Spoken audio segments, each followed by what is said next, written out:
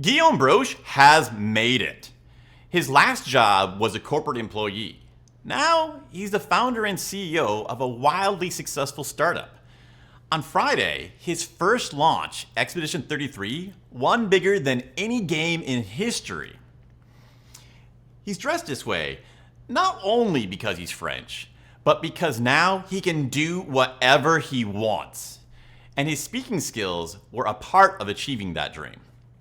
I flat out loved Expedition 33, but as someone with my own entrepreneurial dreams, Guillaume is a man to emulate.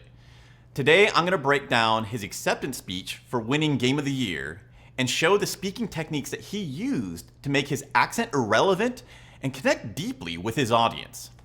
So let's get started and see how well he does with his intro. What a weird timeline for us. This was supposed to be a joke, the Beret and Narnia. I have no idea what's happening. Well, I want to thank first the incredible... Okay, he starts off with a joke and then immediately gets the heck on with it. This is a mark of a pro. Doing the right thing at the beginning of your speech has a huge impact on the whole rest of it. So nailing this is a big deal. It shows the experience he has as a manager. I think he even went to acting school at one time. But that's a great tip right there, because you make a joke, everyone feels engaged that you're gonna make this fun, lighthearted. You care how we feel, how we react to it. I can trust you to not bore me with the rest of this or get some really dark territory. And we're a lot more on board now. The fact that he immediately pivots to getting on with the speech, that shows he's respecting our time. That combo right there, that alone does a lot for most people's speaking abilities. Incredible team at Sandfall Interactive. They are not watching from home, as we brought literally everybody here to celebrate with us. So I love you guys.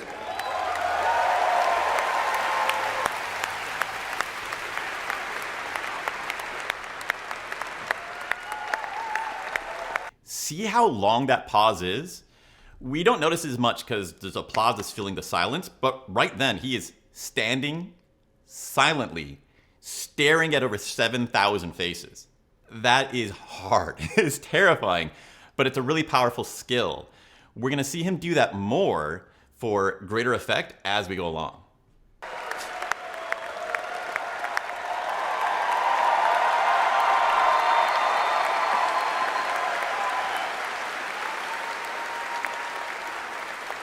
I also want to thank Kepler Interactive, our publisher, but also our localization teams, our playtesters, our wonderful cast for both motion capture and voice, and all the people who worked on this game to make it happen. It's really a teamwork, so just thank you to everybody who contributed. And also, I want to extend a thanks to the unsung heroes of this industry, the people who make tutorials on YouTube on how to make a game, because we had no idea how to make a game before, so thank you. Lighthearted again. This is overachieving. This is him showing off a little bit. I love this. Guillaume's doing great. You don't need to stretch that far. Humor is one of the hardest ways to bring back people's attention, but it's the most effective. But he's already nailed it in the beginning. So, I mean, we're what, maybe 30, 40 seconds into his 3-minute speech. You don't need to be re-grabbing people's attention this fast. And if you do, you don't need to resorting to humor again. He's playing on hard mode because he's good at this. It's great.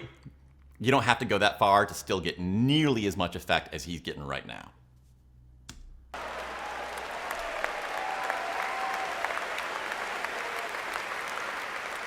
And I'll extend a personal thank you to an important man in my life, Mr. Hironobu Sakaguchi, who made me fall in love with games and inspired me to become a game dev. So thank you, Mr. Sakaguchi-san. You see the level of intensity of the emotion hitting higher. He has the whole audience, like feeling enthusiastic for him. We kind of have this feeling now, especially since of his great introduction, that he's our friend. And we're bursting for joy, but we're also like rooting for him and happy for his happiness. When you notice that you have such a high level of emotion in the audience, humor is a great way to release that.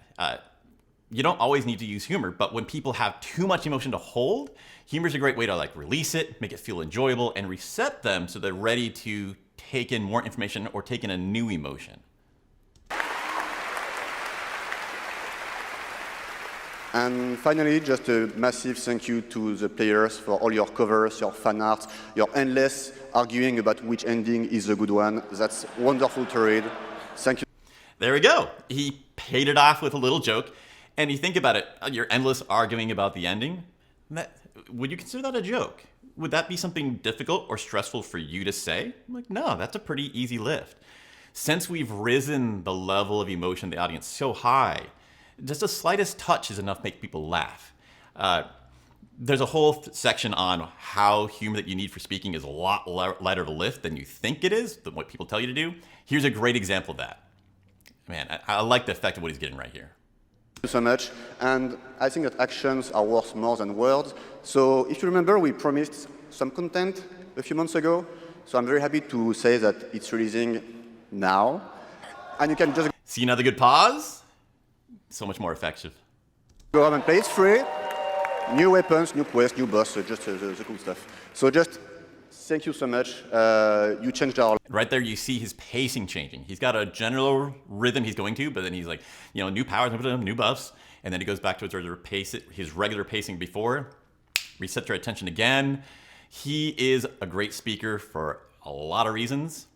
You can just feel it, man. Lives. You changed the studio's life, and it's really wonderful. So thank you, and for those who come after. Right there, that is great. He says, for those who come after. That's a quote from the game, but he had 2 or 3 other ones that he chose not to pick. This is the one that's the most forward-looking to the future compared to the other famous quotes. And this is him nailing ending in the friend archetype. We've talked about that before with the cycle of archetypes. And when you end with this, instead of having people revved up that they feel like they have to go do something, they turn it all. They have this big release and they feel, I had a great day. Our mission's already accomplished. And I really huge connect with you. This is a powerful way to end. I'm sure he knows what he's doing here. And the effect, if you just think about it afterwards, it feels really, really good. Man, that was sincerely fun to listen to. So many good examples to emulate. Now, you might not have to speak on stage like this, but these same techniques will increase your influence when you're in meetings with your team or on a podcast showcasing your business. Now, after that example of an experienced teacher, maybe you're thinking, oh, what about me? What should someone like me do? In this video, I break down Lorien Testard's speech for Best Soundtrack. This showcases the tricks that he used for someone who's really not comfortable speaking in public to still make a really good impact.